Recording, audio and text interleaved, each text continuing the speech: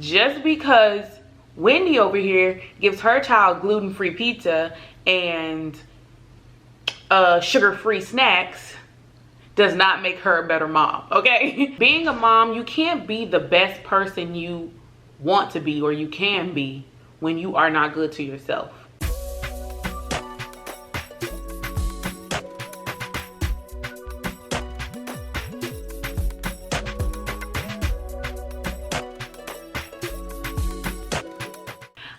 Welcome back to my channel. My name is Sincerely Carolyn if you're new, and on this channel we talk, we vent, we give advice, we vlog, we dress, we shop, we live, honey, in luxury. So in this video I'll be just giving you guys tips that's been helping me survive throughout this journey of parenthood. Just for references, I am 27 years old. I just turned 27 September 2nd, so yeah, ooh, happy birthday to me, Virgo season. Even though I don't really know about signs like that. But also, I have two children, two beautiful girls. I have a 6-year-old and then I have a 9-month-old. Oh my gosh, she just turned 9 months, guys. I was about to say 8. I also am married. I have been with my husband for 10 years and married for 7. Don't quote me on that, but I think it was 7. You know, when you've been married so long, you forget, y'all. And also on this channel, we're gonna laugh, honey. We're gonna laugh, honey. Okay? Just for a little background knowledge, just so that you don't think I'm just like a woman, crazy woman, giving you advice on children when I don't even have children. But this video is for new moms, older moms, moms that have young kids, old kids, whatever, you name it. Fathers, don't care. You know, whoever can benefit from this video is who I'm making it for. Let's just hop right on in. So I'm going to give you 5 tips that have helped me through my journey of being a parent thus far. I'm going to do them in any order, but I would say that the 5th tip, the last tip I'm going to give you, is very important to me personally. I think it's one of the most important to me, but I can't say what's most important for you. So number 1. It's okay for you to not know what you're doing, okay? We have this narrative, right, that people, once they become parents, we just supposed to know everything. The furthest thing from the truth, okay? It is okay to not know. Everybody thinks you're supposed to just instantly know how to do this, know how to do that, know what milk goes with what, know how to swaddle a baby, know what's wrong with the baby. Why is the baby... Or even when you have a teenager, we're supposed to know what's wrong with them, or we're supposed to be, you know, knowing 24/7 exactly what's going on. That will not happen, especially for new parents. I'm going to give you a disclaimer. That is not going to happen, guys. And as much as you wanted to, it's fine to not know. We put so much pressure on moms. You just have to know what works for you. My husband and my kids are coming through the door. Watch her reaction. I love her so much. She just loves to see me. Hi, sugar baby. I'm recording the video and I wanted to put it on the video. That's why I didn't come open the door for you guys. Just because it works for your mom or your sister or your aunt, your friend, doesn't mean it'll automatically work for you. You have to learn you have to learn your child. Let's be clear and put this out here. There is no one way to parent. There's no one good parent. That will never be. Okay, I don't care what anybody says. Just because Wendy over here gives her child gluten-free pizza and sugar-free snacks does not make her a better mom, okay? That's not real. That's not realistic. That in no way determines how good of a mom you are. You never let someone's parenting make you feel like your parenting isn't good enough, right? You learn what works for you. And honestly, you just never stop learning from your child. I feel like when my children are 35, 65, I'll still be learning from them, right? It doesn't matter what age your child is, whether you have a newborn, a toddler, or a 15-year-old. You learn day by day. You go back day by day trying to figure out what works for you guys and trying to open that communication up, that line up, or just that understanding between you and your child of what is best for you guys. Number 2, parenting to me personally will be the hardest thing to do in your life, right? And if you see me looking down, it's because I have notes.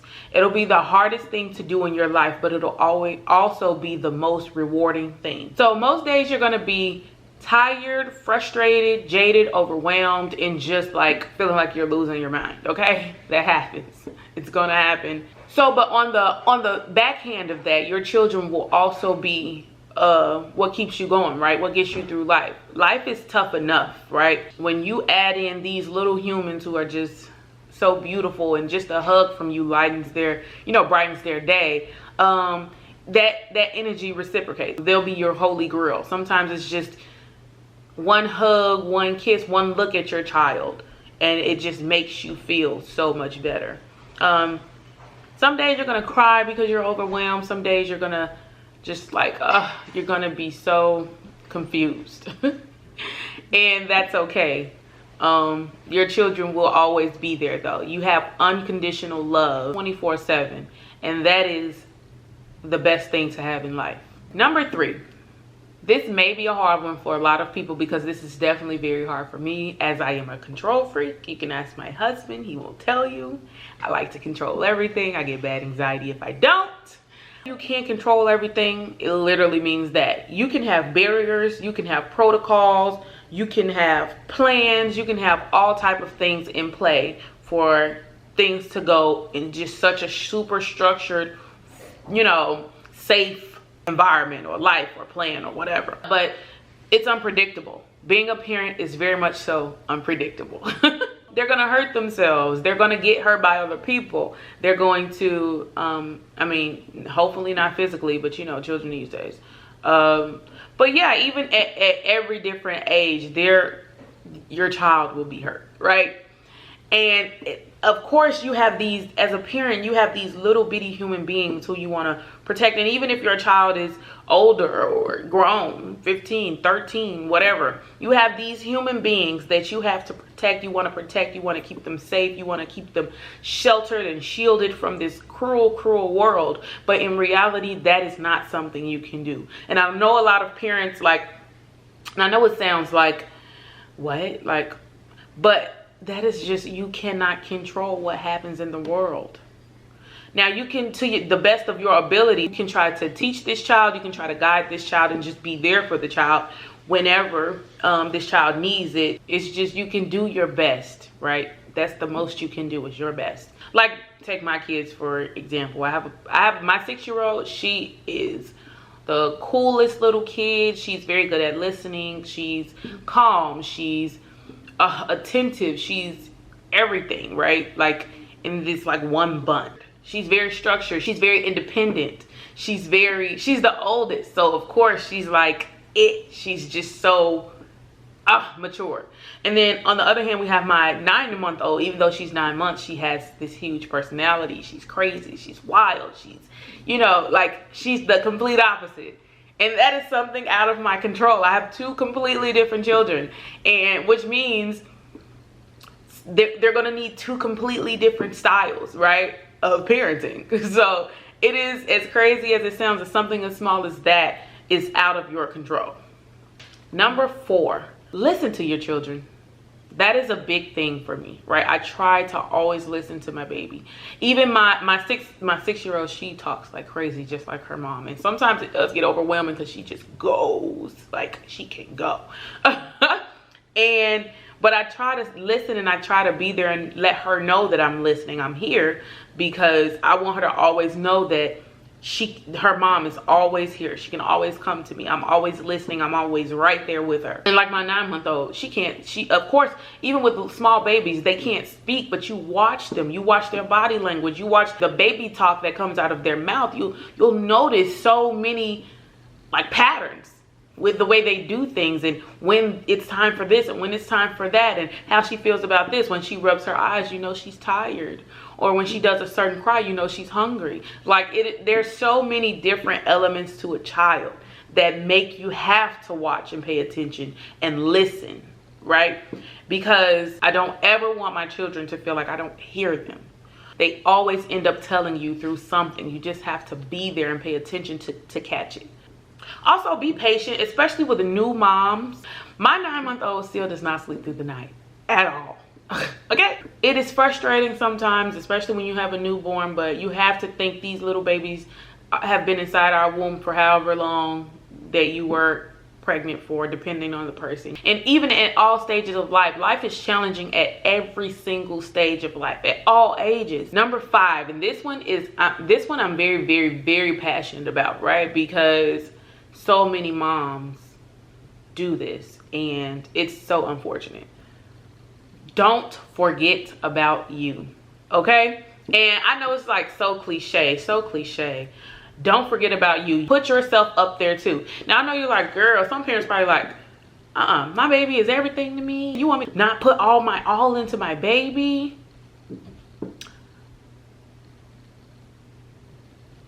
I'm not saying be selfish, but I am saying you are a human being. You matter. We have this stigma, right, around motherhood that says, in society that says, hey, you're a mom, your life is cut off. Everything you do from this point on should be for your baby. You forget about your dreams, you forget about your hopes, you forget about your wants, you forget about your sleep, and you do whatever that baby needs. You do not matter anymore. It's almost like they dehumanize moms because we're not one entity anymore. We are this, I don't know, body with these other human beings that just at all times overpower everything we do, everything we are, who we want to be. And that is so unfair. We are still people. We still have goals, we still have dreams, we still have wants, right? Don't let that go. Being a mom, you can't be the best person you want to be or you can be when you are not good to yourself, right? So if you're not taking care of yourself, you're not eating, or when you are, you're eating horribly, you're not sleeping, you're not even doing anything at all that caters to you, you cannot be good to other people, right?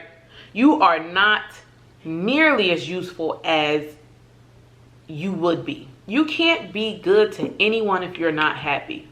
I feel like I'm going through that right now, whereas I just completely forgot I was a person. I'm still in my 20s at that. I completely forgot who I was and what, you know, like I got thrown off my game so hard because you want to give everything you have to these little people. But then how can you give everything you have if you're not pouring into yourself? How can you pour out into your child? Some moms get postpartum, especially. Now that's another, I'm gonna make a completely different video on postpartum, but that is another thing. And one day you wake up and you're like, who am I, right? You don't even recognize who you are when you look in the mirror, or even just your brain. You don't even recognize yourself because you have not poured anything into yourself. So now not only are you just like confused and trying to figure out who you are also then trying to guide your child through life, not even knowing who you are, not even knowing what life really is, because you spent time just pouring your glass into them, right? And then especially you add a husband on top of that, pouring your glass also into him. So this is real mom talk right here. Like seriously, this is really a personal topic to me.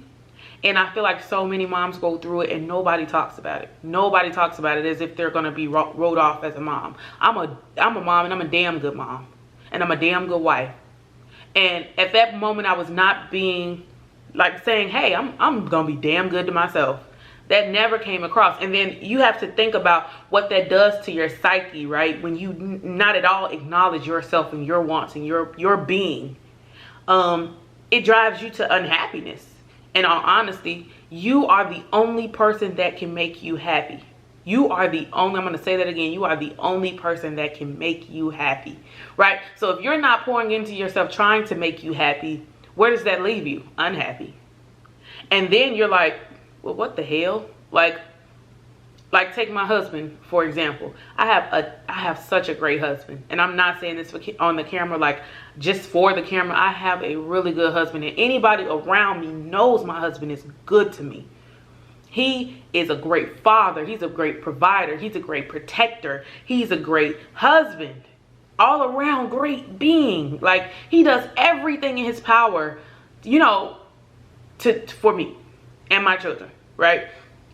But does that provide me with happiness? No, right? And it's not that I'm being ungrateful. That definitely gives me so many more joyous times and so much joy. And it also gives me comfort. It gives me security. It gives me stability. It gives me a partner, you know, to share my life with. But in that, he cannot make me happy. The only person that can make me happy is me. But when you get a certain unhappy to a certain point, though, you start to look around and try to really depend on others for your happiness. And that's why I say I'm going through this, because at a young age, I'm like, I have so much. Like, if you know me and my husband, we are very much so blessed. My husband works hard as hell. Like, I've been a stay-at-home mom. You know, I've gotten a degree. There are so many different things I've done that I had the luxury of doing, right? Because this man is so great and he is such a family man. And that doesn't fill the void of my own self.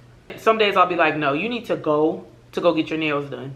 Go get your hair, go do something, right? Or tell your husband, I'll tell my husband, babe, I need you to take the kids for X amount of hours because I need a break. I'm gonna go and chill by myself, go to Target. Small little things. My tip would be to every day find something that caters to you and only you. And I know that sounds hard, but it does not have to be big. Whether it's going to the spa, now that's something big to me personally.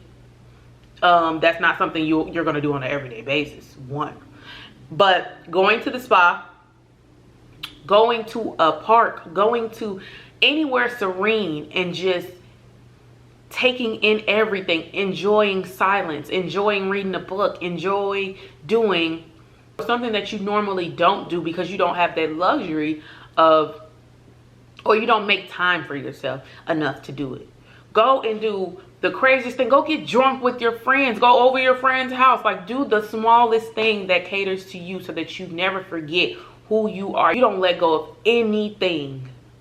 And if you ever get in that position to where you feel like you have, go look at this video and write down a list of 5 things that you want to do. And every day work accordingly towards those goals, so that you can be a better you. You can only be the best mom when you are the best you. You can only be the best wife when you are the best you. And people don't give kids enough credit. Kids are smart. They know unhappiness. They know happiness. They know when their mom's not feeling it. You are more tense. You're less attentive. You're more frustrated. There's so many things that you might not notice that's a complete difference in you versus you when you're in a joyous, happy mode to where you're in a kind of a depressed and sad state. Their mom is 100 times happy, they'll be 1,000 times happy. So you just have to be the best you to be the best to other people. And that's all I want to say. So I know this was kind of long. I'm sorry, y'all. But yeah, I was very passionate and I had a lot of interruptions. I'm sorry if my voice and my energy kind of went up and down through this video. I've had a lot of distractions since my husband and my daughter walked in this house. If you like this video, make sure to go on my page for so many other videos. I have videos about friendships, about parenting, about marriage, about life that we all could benefit from. And I also, like I said at the beginning, I do all type of other stuff. So make sure you subscribe. Also, make sure you follow me on Instagram. I'll put it somewhere on the screen.